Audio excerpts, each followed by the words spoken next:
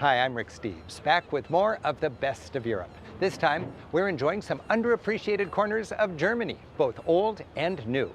It's Hamburg and a whole lot more. Thanks for joining us.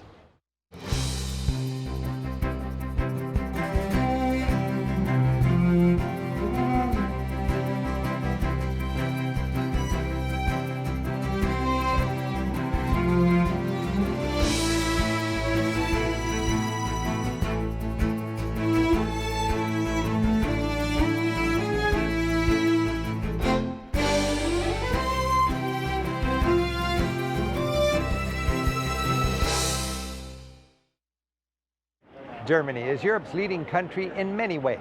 It dominates Europe's economy today and has long had a huge impact on events shaping the continent. We'll see that by exploring Hamburg, its mighty port city, and then heading south to the stomping grounds of a single monk who 500 years ago changed the world. After enjoying Hamburg's inviting parks and lakes, we'll see how its architecture ranges from some of Hitler's leftover giant concrete bunkers to cutting-edge modern buildings. We'll explore a vibrant counterculture neighborhood. And after marveling at Hamburg's vast warehouse district, we'll take the best harbor tour in Europe, sailing under its striking new skyline, capped by a towering new concert hall. Then we'll delve into the places where Martin Luther kicked off the Reformation 500 years ago. From the city where he preached and taught, to the castle in which he hid out from the Holy Roman Emperor. We'll learn about the chaos he triggered, along with the progress. Finally, for a contrast to all that stern Protestantism, we'll visit exuberantly Catholic Würzburg and admire the elegance of its residence, the palace of the Prince Bishops of Franconia. In the heart of Northern Europe lies Germany. After touring Hamburg, we head south to the Luther cities of Wittenberg and Erfurt and finish in Würzburg. Hamburg is Germany's second largest city. Like other second cities, Chicago, Glasgow, St. Petersburg, it has a spirited pride. While yet to be discovered by American travelers, it's a popular destination with Germans for its music, theater, and riverside energy. A century ago, Hamburg's port was the third largest in the world, with strong connections both east and west. Heavy damage in World War II devastated its commercial center.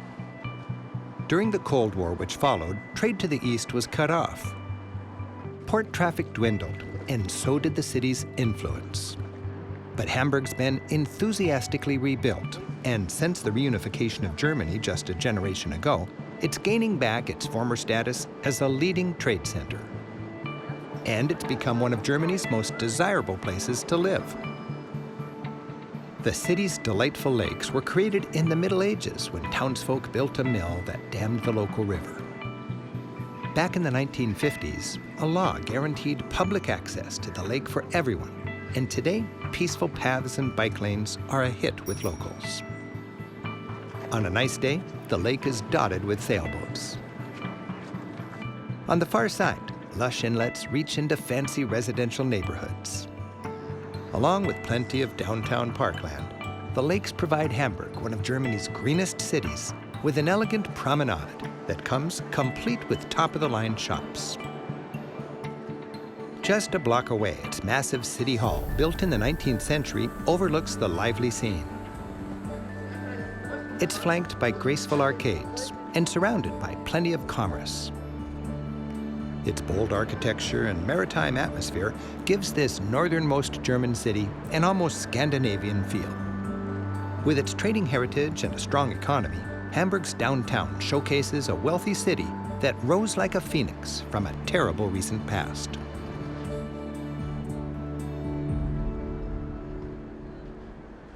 You'd hardly know that this was one of the most heavily bombed cities in Germany in World War II. With its strategic port, munitions factories, and transportation links, Hamburg was a prime target for Allied bombers. American and British commanders had an innovative plan with a horrific goal. Its name, Operation Gomorrah. On July 27, 1943, they hit targets first with explosive bombs to open roofs, break water mains, and tear up streets. The purpose? To make it hard for firefighters to respond. Then came a hellish onslaught of incendiary bombs. And the city of Hamburg. 700 bombers concentrated their attack on a relatively small area. The result was a firestorm never seen before. The intensity of the bombs actually created a tornado of raging flames, reaching horrific temperatures.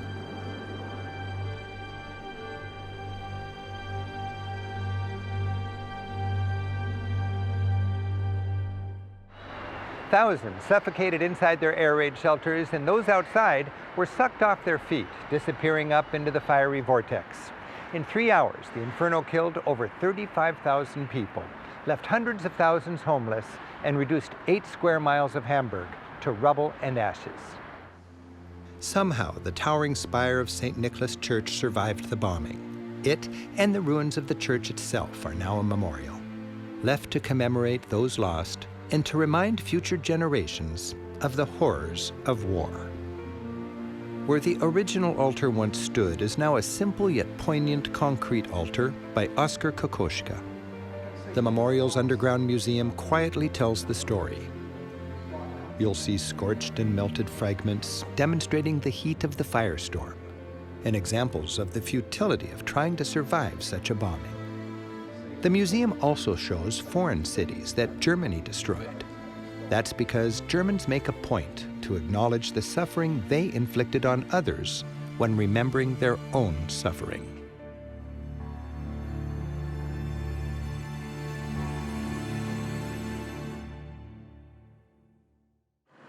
Though Hamburg is mostly rebuilt, many World War II-era bunkers were just too solid to destroy, so they survive, incorporated into today's contemporary scene. This mammoth structure has 10-foot-thick reinforced concrete walls. With windows cut through the concrete, it's surprisingly inviting. While once hosting gunners trying to shoot down Allied planes, today, bomb-hardened staircases lead to music shops and dance clubs. And drummers here will never draw complaints from their neighbors.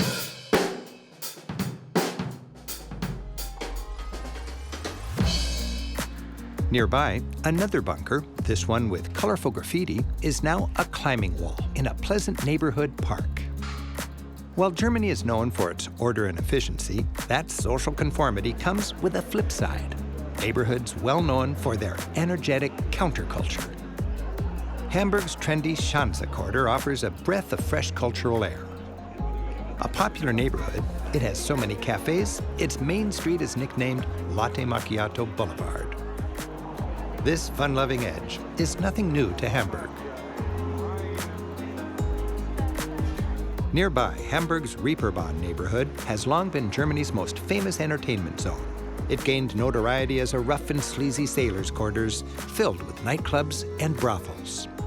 But as the city's changed, so has its entertainment district.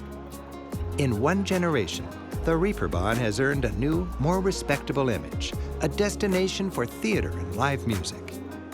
Today, this street, where the Beatles launched their careers back in 1960, is a fun scene lined with playhouses. Considered the Broadway of Germany for its many musicals, the boulevard attracts theatergoers from all over the country.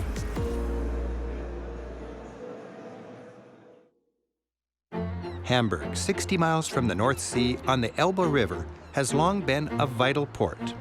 Its waterfront is designed to accommodate the Elbe's 13-foot tides. And in anticipation of a rising sea level and potentially devastating storm surges, miles of embankments have recently been fortified. Along with making the city safer, this stretch comes with a design element that gives Hamburg a delightful new park-like stretch of harborfront. Long a busy ferry terminal, this floating dock is now a thriving tourist zone. From here, with the aroma of pickled herring and French fries, you can enjoy the harbor and the energy of the city's port. For German Americans, Hamburg has a special meaning because their ancestors likely sailed from this harbor. Between 1850 and 1930, millions of Germans emigrated to the United States from right here. The port has always been a central feature of Hamburg. It evolves and grows with the city's needs and with changes in shipping technology. The vast Speicherstadt, or warehouse city, was originally a seemingly endless grid of riverside warehouses. Today, these buildings, once filled with cotton, rubber, and tobacco, house engaging museums, offices, and hip restaurants. While those venerable warehouses survived, much of Hamburg's old port was abandoned when the shipping industry moved to a larger and more modern port nearby. Then, a generation ago, the city realized that what had become a derelict industrial wasteland was potentially prime real estate. The result? HafenCity, a huge urban development project. With this new green and integrated urban center, downtown Hamburg became about 40% bigger. And once again, the city faces its river. The re-energized district seems a city in itself, mixing its maritime heritage with striking modern architecture. Worked into the plan are both high-end condos and affordable subsidized housing. Hamburg has created a healthy mix of business, culture, and leisure, convenient for the modern citizen without a car. Today, city planners from around Europe look to Hamburg for inspiration in designing integrated urban centers. The centerpiece of HafenCity is the striking Elbphilharmonie, a combination concert hall, public plaza, hotel, and apartment complex. Its daring design and huge size fit in well with the massive scale of the surrounding port, and when approached by water, it resembles the looming prow of the steamer ships that first put Hamburg on the world map. An unforgettable capper to a Hamburg visit is its harbor tour, the best of its kind in Europe. You'll see plenty of Hamburg's bold new architecture, as well as its more established beach communities lined with mansions. But mostly, the hour-long cruise gets you up close to Hamburg's shipping industry. All those enormous container ships, towering cranes, and dry docks. Accommodating 12,000 vessels a year, it's Europe's second busiest harbor and earns the tagline, Europe's gateway to the world and the world's gateway to Europe. Germany is compact with an impressive infrastructure. Within a few hours, we're in Eastern Germany and Martin Luther country. In 1517, the German monk Martin Luther was a professor here in the university town of Wittenberg. As professors routinely did back then, he tacked some points for discussion on the door of the church, which served as kind of a bulletin board for the university community. These 95 points, questioning practices of the Roman Catholic Church, kicked off more than a discussion, they kicked off the Protestant Reformation. Martin Luther unleashed a world of change. The Reformation was a political and theological storm that divided Christendom in Western Europe into Roman Catholics and Protestants. It ignited a century of religious wars, and along with the humanism of the Renaissance, it helped bring Western civilization out of the Middle Ages and into the modern world. 2017 marked the 500th anniversary of the Protestant Reformation, and Eastern Germany is famous for its Lutherstadts, or Luther cities, and sites associated with that tumultuous time. The three most interesting Reformation stops are Erfurt, where Luther studied and first became a monk, Wartburg, the castle where he famously hid out and translated the Bible into German, and Wittenberg, where he taught, preached, and led the Reformation. Luther went to law school here in Erfurt, and today this half-timbered medieval town, with a shallow river gurgling through its center, remains a charming destination that Luther himself would recognize. Erfurt's atmospheric Merchants Bridge is lined with shops and homes. Then, as now, merchants live upstairs above their shops. This is the land of fairy tales and the Brothers Grimm, fine wood carvers, and fanciful puppets. You can peek into the workshop of Martin Gopsch. Observe him at work. And don't leave without popping a coin into his tiny theater. The evil queen welcomes you into the dreamy world of Snow White.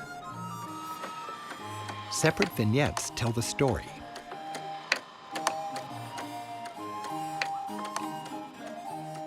It all leads to the happy ending when the charming prince whisks Snow White away. Back in 1505, as a young student, Martin Luther became a monk in Erfurt's Augustinian monastery. In this church, he gave his first Mass. Its little museum includes Luther artifacts and the simple cell where the novice monk lived. Little did they know that this humble novice would change the course of European history. Nearby is Wittenberg. Around 1500, the local ruler, Frederick the Wise, was establishing the town as his capital. He invited young Martin Luther to join the faculty of his university. The main square is dominated by its town hall and a statue remembering the great reformer. Wittenberg's top site is the Luther House, where Luther lived. Today, it's an excellent museum displaying original artifacts, the pulpit from which Luther preached, portraits of Luther and the other reformers, and the Bible Luther boldly translated from Latin into the people's language. 500 years ago, the selling of forgiveness and church corruption stoked public discontent with the Roman Church, which led to the Reformation. This is a letter of indulgence, one of countless fundraising coupons the church issued. These were sold to the faithful for religious favors, such as reducing time for dead loved ones in purgatory. Their money would fill boxes like this and eventually ended up in Rome to fund the Pope's lavish world. Corruption like this inspired Luther to confront the church. And it was the invention of the printing press with movable type by Gutenberg in the same generation that enabled reformers like Luther to spread their ideas. Luther wrote in the people's language and sold more than 250,000 booklets like these. Like social media empowers popular movements today, Luther's pamphlets went viral. He was the best-selling German writer of the 16th century. The Wartburg Castle is a popular stop on the Luther Trail. When Luther spoke out against church corruption, he was declared an outlaw and needed to run for his life. A sympathetic German prince gave him refuge. Disguised and under a fake name, Luther hid out here in this castle. The actions of this solitary monk brought far-reaching changes. Believing that everyone should be able to read the Word of God, Luther began the daunting and dangerous task of translating the New Testament from the original ancient Greek into German. He used simplified language, as he said, like a mother talking to her children. Just as the King James Version of the Bible did for English, Luther's translation helped to establish a standard German language that's used to this day. Luther's translation brought the Bible to the masses. As Germans actually read the Bible, they saw, as Luther had, that there was no mention of indulgences, purgatory, or even a pope. Just as the church had feared, this further fanned the fires of reform. This part of Germany was ground zero for the century of religious wars Luther's reforms unwittingly unleashed. A vivid portrayal of that tumultuous time with an intriguing communist twist can be seen above the town of Bad Frankenhausen. It's a huge 360-degree panoramic painting commissioned in the 1980s by the communist East German government. The Peasants' War panorama, 400 feet around, was painted as communist propaganda. It remembers the 6,000 peasants who were slaughtered in a single battle. Armed with little more than shovels, they rose up against the church and the ruling class during the Reformation. The detail is vivid. Using this popular revolt 500 years ago, it hammers home a familiar theme during the Cold War. Whether 16th century peasants or 20th century workers, the people's struggle is long and ongoing. The panorama portrays more than just a horrible battle. It represents the bloody transition between the medieval and the modern worlds. At the base gather 20 great humanists, change agents at the end of the Middle Ages: Luther, Erasmus, Copernicus, Columbus, and more. Above them rages the colossal battle under a rainbow. Imperial troops on the left, doomed rabble on the right. Nearby, an aristocratic couple dances before a gallows. The message: the elites continue to win.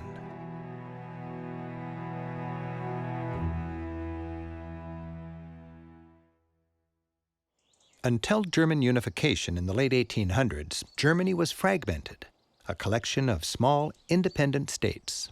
After the Reformation, those in the north ended up Lutheran or Protestant, and those in the south remained Roman Catholic. a few hours south of Luther country takes us across that religious divide and into the enthusiastically Catholic region of Franconia and its capital city, Würzburg. Würzburg is surrounded by vineyards and straddles the Main River. Like so many German cities, it was devastated by World War II bombs.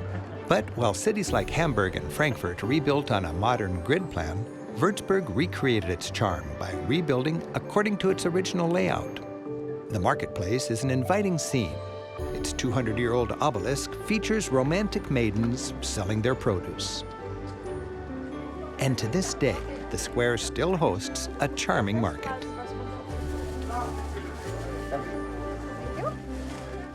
This tourist-friendly town is easy to navigate by foot or by streetcar. Today, nearly a quarter of its 130,000 residents are students, making the town feel young and vibrant. The town bridge, from the 12th century, is one of Germany's oldest. It's decorated with statues of Würzburg's favorite saints and princes. And it's busy with people out and enjoying the moment. Scenes like this are ideal for connecting with locals.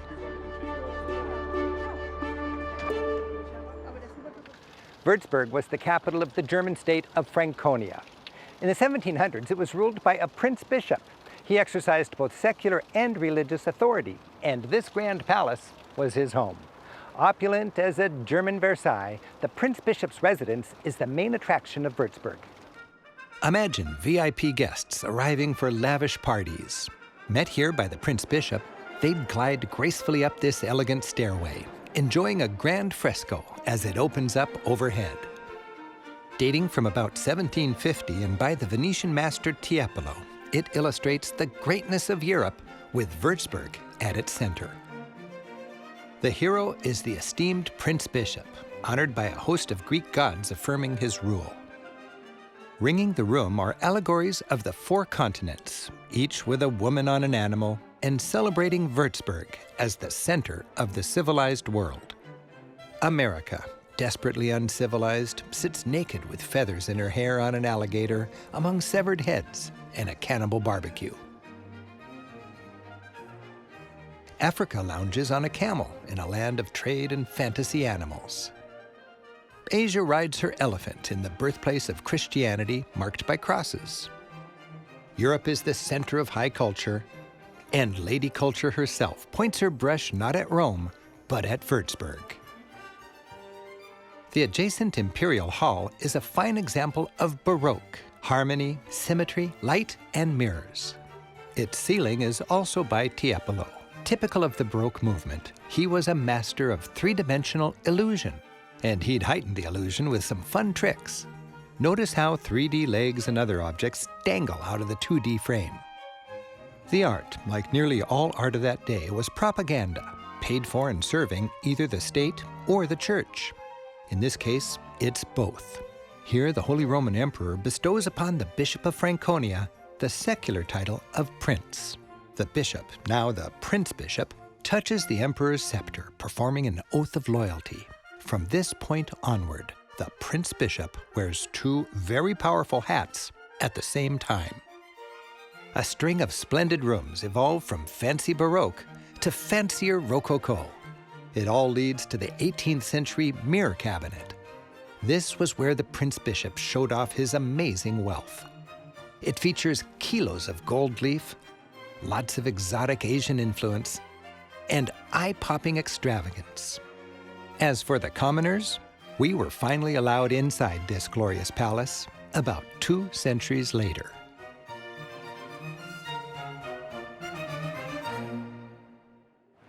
I hope you've enjoyed our visit to dynamic Hamburg, the fascinating Luther cities, and Würzburg with its Baroque charm. I'm Rick Steves. Until next time, keep on traveling. Auf Wiedersehen. That what had become a derelict industrial wasteland was actually prime real estate. The Prince Bishop's residence is the main attraction in Hamburg. I'm Debbie Downer when it comes to 16th century history. If there's anybody that can cheer for the Reformation. Kicked off more than a conversation. They kicked off the Protestant Reformation.